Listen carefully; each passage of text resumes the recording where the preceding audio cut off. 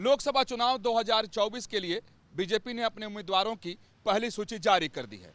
शनिवार को जारी लिस्ट में 195 उम्मीदवारों का नाम है। उत्तर से लेकर दक्षिण के राज्यों के नामों का ऐलान बीजेपी ने शनिवार को किया। पश्चिम बंगाल के उम्मीदवारों के नाम का ऐलान भी उसी में किया गया, जिसमें आसनसोल से भोजपुरी गायक पवन सिंह को पार्टी ने टिकट दिया था, उन्हें मैदान में उतारा था। लेकिन 24 घंटे के अंदर अंदर ही पवन सिंह ने चुनाव लड़ने से मना कर दिया। ट्वीट करके उन्होंने जानकारी दी और उस ट्वीट में लिखा कि वो पार्टी के अध्यक्ष जेपी नड्डा और बीजेपी के आभारी हैं, वो धन्यवाद देते हैं कि उन पर पार्टी ने विश्वास किया था, लेकिन वो चुनाव लड़ने में असमर्थ हैं, वो चुनाव नहीं लड़ेंगे। ऐसे में कई सवाल खड़े होते हैं कि आखिर वजह क्या है कि जो पवन सिंह पहले इस बात पर अड़े थे कि वो चुनाव लड़ेंगे ही लड़ेंगे, ऐसे में जब बीजेपी जैसी पार्टी ने टिकट दिया तो आखिर वजह क्या है कि 24 घंटे के अंदर ही उन्होंने अपना खुद से नाम वापस ले लिया और ट्वीट करके इस बात को बताया कि अब वो चुनाव नहीं लड़ेंगे और पार्टी को वो धन्यवाद देते हैं। अब कई तरह की बातें इससे निकलकर सामने आती हैं। कुछ लोगों का, पवन सिंह से जुड़े हुए लोगों का कहना है कि पवन सिंह बिहार के आरा से टिकट चाह रहे थे, जहां से आर.के. सिंह चुनाव जीते हुए हैं और केंद्र में मंत्री हैं। आरा के वो रहने वाले हैं, इसलिए वो आरा से चाह रहे थे। आरा से टिकट उनको नहीं दिया गया, पश्चिम बंगाल के आसनसोल से दिया गया, इसलिए वो वहाँ बहुत कंफर्टेबल नहीं थे और इसलिए वो चुनाव लड़ने से उन्होंने मना कर दिया। पश्चिम बंगाल का आसनसोल वो क्षेत्र है जहाँ सबसे ज़्यादा हिंदी भाषी लोग रहते हैं और ख़ास तौर पर उसमें बिहारी लोगों की संख्या बहुत ज़्यादा है। 2019 के लोकसभा चुनाव में बीजेपी ने बाबुल सुप्रियो को वहाँ से अपना उम्मीदवार बनाया था। केंद्र में वो मंत्री भी बने थे, लेकिन कुछ राजनीतिक परिस्थिति और टीएमसी की वजह से उन्होंने बीजेपी छोड़ दिया और वो टीएमसी में वापस चले गए। उसके बाद से वहाँ की राजनीति चल रही थी आसनसोल की बिल्कुल अलग सी। शत्रुघ्न सिन्हा वहाँ से टीएमसी के लिए कूद गए। अब पवन सिंह को बीजेपी ने इस बार 2024 के लिए उम्मीदवार बनाया था कि पवन सिंह वहाँ से जीत जाएंगे, चूँकि बिहारी वोट ज़्यादा है, पवन सिंह बहुत लोकप्रिय हैं, भोजपुरी गायक हैं। लेकिन जैसे ही उनके नाम का ऐलान हुआ तो जो सूत्र बताते हैं कि टीएमसी ने पवन सिंह के गाए हुए गानों को ही उनके खिलाफ और बीजेपी के खिलाफ हथियार बनाना शुरू कर दिया। उनके जो गाना हैं उन गानों के पोस्टर जारी करने शुरू कर दिए। बाबुल सुप्रियो ने खुद ट्वीट करना शुरू कर दिया और वहाँ पे पोस्टर चिपकाए जाने लगे कि उन्होंने किस तरीके से अपने भोजपुरी गानों के जरिए बंगाल की महिलाओं का अपमान किया है।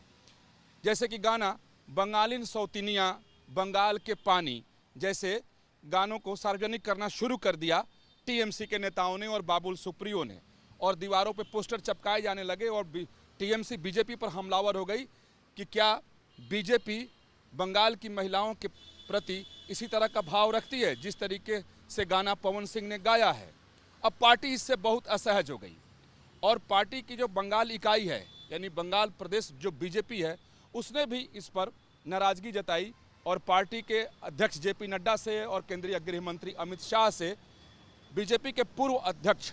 बंगाल के, पश्चिम बंगाल के तथागत राय ने निवेदन किया कि पवन सिंह की उम्मीदवारी को ख़त्म कर दिया जाए, क्योंकि संदेश खाली में जो महिलाओं के साथ हुआ है और बीजेपी उस मुद्दे को लेकर के जिस तरह ममता बनर्जी को, टीएमसी की सरकार को वहां पर घेर रही है, वैसे में पवन सिंह की उम्मीदवारी से उनका वो आंदोलन, वो मुहिम कमज़ोर पड़ जाएगा और टीएमसी को मौका मिल जाएगा बीजेपी पर हमला करने का, क्योंकि इनके गाने भी महिलाओं के ऊपर ही हैं जो अपमानजनक हैं, भद्दे हैं, अश्लील हैं, इसलिए इनको मैदान से हटाया जाए। तो ये जानकारी मिल रही है कि पश्चिम बंगाल की इकाई ने पार्टी अध्यक्ष से और गृह मंत्री अमित शाह से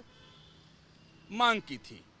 जिसके बाद से स्थिति वहां पर बदलने लगी और पार्टी को भी शायद ये एहसास हुआ कि पवन सिंह की वजह से टीएमसी को ज़्यादा मौका मिल जाएगा और पश्चिम बंगाल में संदेश खाली की महिलाओं को लेकर के ही ममता बनर्जी को कटघरे में खड़ा कर रही है बीजेपी। इसके साथ यही नहीं, गानों को ही टीएमसी ने हथियार नहीं बनाया। जो जानकार बताते हैं कि पवन सिंह की जो एक्स गर्लफ्रेंड है, यानी पूर्व महिला मित्र अक्षरा सिंह को भी टीएमसी ने हथियार बनाने की तैयारी कर ली थी, यानी पवन सिंह के खिलाफ उसको उतारने की तैयारी टीएमसी ने शुरू कर दी थी और वो बहुत ही खिलाफ में अक्षरा सिंह बोलती रही है। तो जैसे ही इस बात की भनक बीजेपी को लगी कि अक्षरा सिंह को टीएमसी मैदान में उतार सकती है और उनके गानों को हथियार बनाना शुरू ही कर दिया था, तो पार्टी ने खुद पवन सिंह से कहा कि आप अपनी उम्मीदवारी वापस ले लिए ताकि एक सम्मानजनक स्थिति रहे, पार्टी को हटाना ना पड़े। क्योंकि अगर पार्टी हटाती तो कई सवाल खड़े हो जाते कि क्या चयन की इनकी इतनी खराब प्रक्रिया है, क्या इन्होंने सर्वे नहीं कराए थे कि पवन सिंह को देने के बाद स्थिति असहज हो जाएगी, स्थिति खराब हो जाएगी। तो इसलिए पवन सिंह को ही कहा गया कि आप अपनी उम्मीदवारी वापस ले लीजिए, जिसकी वजह से पवन सिंह ने ऐसा किया। लेकिन एक और सवाल खड़ा होता है कि अगर पवन सिंह चुनाव खुद नहीं लड़ना चाह रहे थे तो जैसे ही उनके नाम का ऐलान हुआ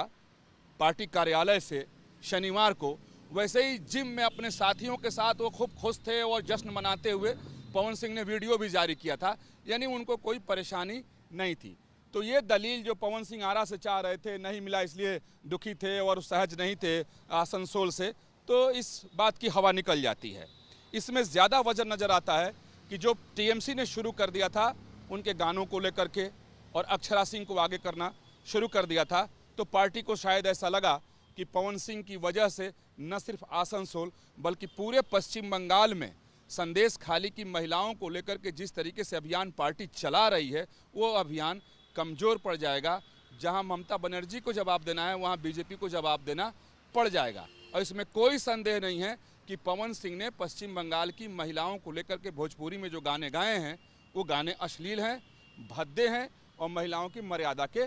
खिलाफ भी हैं। तो शायद जैसे ही राज्य की इकाई ने केंद्रीय नेतृत्व को बताया और पूरी चीज़ें भेजी वहाँ से, उनके जो जानकारी मुझे मिली है कि उनके गानों की सीडी भेजी गई, उसके कई सारे क्लिप भेजे गए, उसके पोस्टर्स भेजे गए, तो केंद्रीय नेताओं ने ये तय किया कि पवन सिंह को मैदान से हटा दिया जाए। और केंद्रीय नेताओं ने ही निर्देश दिया कि पवन सिंह खुद सार्वजनिक तौर पर इस बात का ऐलान करें कि वो चुनाव लड़ना नहीं चाहते हैं। और उसी के बाद ये परिवर्तन नज़र आया कि पवन सिंह ने ट्वीट करके कहा कि वो चुनाव लड़ने में असमर्थ हैं। अब देखने वाली बात होगी